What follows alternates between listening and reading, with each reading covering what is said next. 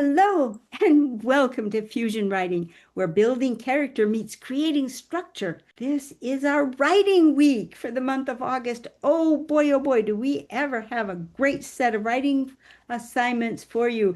And this is our Monday Compass, where we tease what's coming.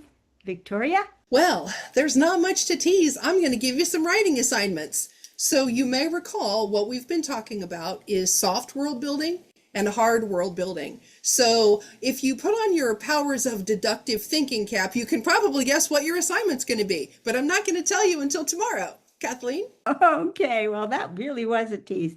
Well, I am going to trigger something in you by starting, of course, we're going to be talking about affability. That's been our character trait for the entire month. But I am going to give you a magic word drawn from the English language, that's all I'm saying, that should help get your thought processes going for how to write affability into a story. And it's an example too, because just like I pulled a word out of the dictionary, you could too.